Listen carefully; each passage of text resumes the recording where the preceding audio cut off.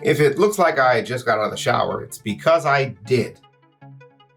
Now, the video we watched with Skidden is with Hood Nature. Is this your way of telling me that even if I go to Antarctica, I cannot escape spiders? He had somebody on, a zoologist, Lindsay Nicole. And through the recommendations, here comes the first video. So here we go. Zoologist, blah, blah, blah, blah, blah. Zoologist answers, what the is that? Seriously, don't touch them. In the description, she goes, in this day's episode of What the is that? Which makes me happy because it means there should be more than one episode. I'm excited to see what kind of content she gets into. Let's get right into it, man. Nature's rule number 1. If it's the same color as a highlighter, don't touch it, don't lick it, and just stay the away from it. While this seems like an easy rule to follow, the internet is filled with viral videos of people who were unaware of this unspoken rule or who just ignored it altogether in an attempt at 15 minutes of fame. We'll be going over a few of them. While these tiny, beautiful, seemingly harmless creatures might look fun to touch, there could be deadly consequences. Why does this already sound like a news segment? My name is Lindsay Nicole, and you are watching another segment of What the is this? As always, we're gonna get the general information out of the way. If you're familiar with this series, you've seen this cladogram, which represents how big groups of animals called phyla are related to each other. All phyla, except for the last one, Chordata, are invertebrates, so it shouldn't come as a shock to you that all the animals in today's videos are invertebrates. Once again, like every episode in this series. There are millions of species of invertebrates, meaning every single person, including every single scientist, is unfamiliar with the vast majority of them. There are simply only so many species our little brains can keep track of. And so what surprises me the most about today's topic is not how many of these species are known to be toxic. No, it's how many people are willing to touch something that they don't know. That feels like something we should all be able to agree on as a species. If you don't know it, don't touch it. So, as a tactic to avoid being harmed or eaten, many species have evolved the ability to produce poison or venom as a defense mechanism, of course. And to eliminate that chance even further, evolved a physical warning signal that they are practically screaming, "Stay the fuck away from me!" The only reason I even know about any of that is because in school, they talked to us about snakes and different kind of water snakes and the different kind of colors that they have. And there was even like a little song that went with it. Yellow and brown goes underground. I don't know. Red and blue, I will kill you. I have no idea. But it was something like that, like a sing-songy thing that kind of let you know. And in my head, that's just what I get, I assume, with insects or snakes, invertebrates, as she keeps saying. This is known as aposematism. Nice. Aposematism,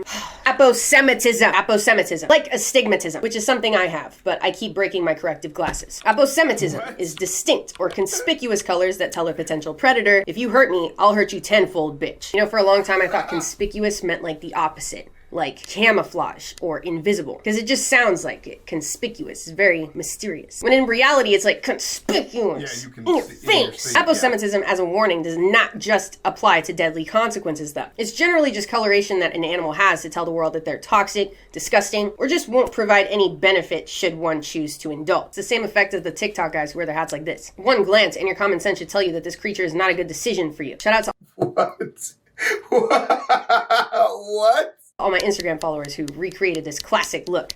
Think of skunks. You're not gonna die, but it's not gonna be pleasant. Aposematic coloration is such a successful strategy that it's evolved in at least a third of all animal phyla multiple times. By the way, this isn't complete. This is just as many as I found before I quickly gave up. But it evolved multiple times, so clearly aposematism is effective. Yet, our first video exists. Here we have one of the most venomous marine animals in the world, and this person decided to pick it up and try to feed it a tangerine. This is a blue-ringed octopus in the phylum Mollusca, along with squid, slugs, clamps, and other things of that nature. And while this particular video went mega viral back in like 2021 on countless news stations and everything, this is not the first time somebody has been ignorant of this particular warning signal. I feel like she should give them a phone call.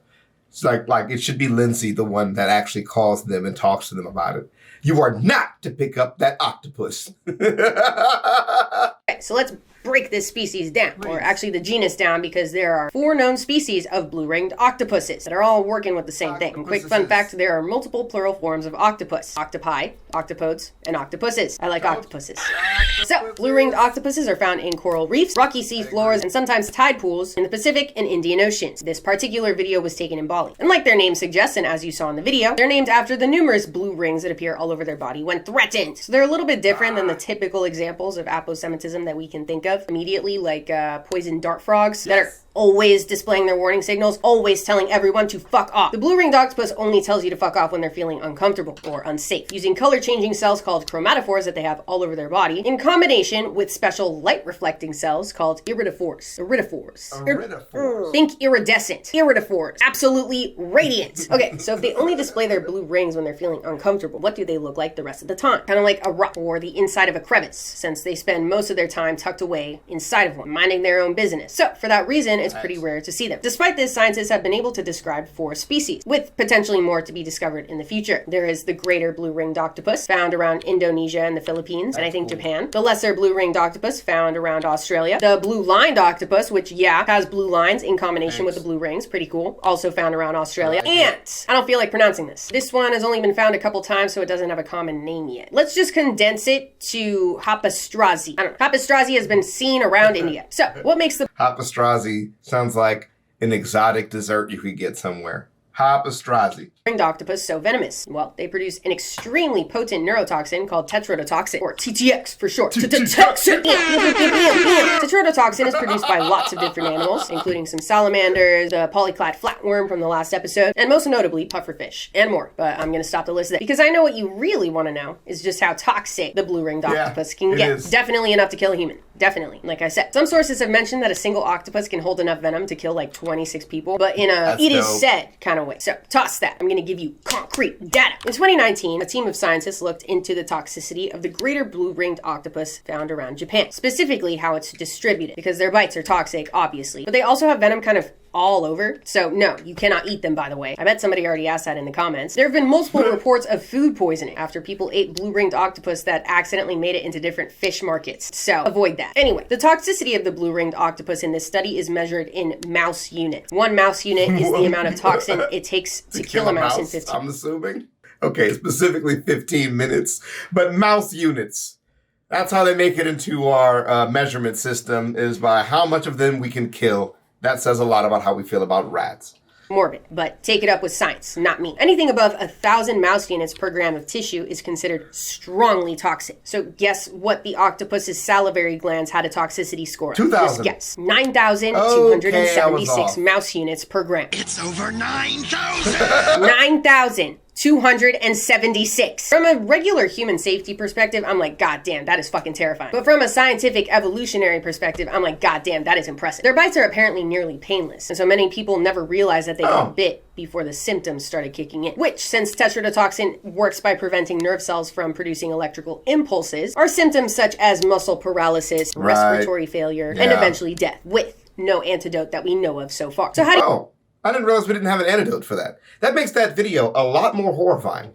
you prevent getting bit by a blue-ringed octopus? Don't touch them. And definitely don't pick them up. Next, here's the thing. Pretty much every single animal content creator has made at least one video about this creature, because there is an abundance of videos of people doing things with them that they definitely shouldn't. The content is just delivered on a silver platter at this point. So, if you've been on the animal side of social media long enough, you probably know this is not a jellyfish. This is the Portuguese man-of-war. Related to jellyfish and kind of look like jellyfish, but very different. Their tentacles can get to over 100 feet long and deliver excruciatingly painful stings. That, on very rare occasion, can be deadly. So, let's break it down. The man-of-war is a siphonophore in the phylum Cnidaria, along with jellyfish, sea anemones, and coral. Coral's an animal? Yes, bitch. That was a shock to me too back in the day. Although the man-of-war kind of looks like yes, bitch. Like some weird jellyfish, they actually kind of live a lifestyle more like coral. Both corals and siphonophores are colonial creatures, meaning they have tiny little individuals called zooids all living on the same body. They can't live separately from the colony. They're connected to each other by tissue. It's kind of a weird concept. I guess kind of like leaves on a tree, but in animal form. To be honest, I haven't really looked into ideas of how colonial animals evolve, but I would imagine that it has to do with how they grow. In the case of the man-of-war and other siphonophores, the colony gets larger and larger through a process called budding, which is a form of asexual reproduction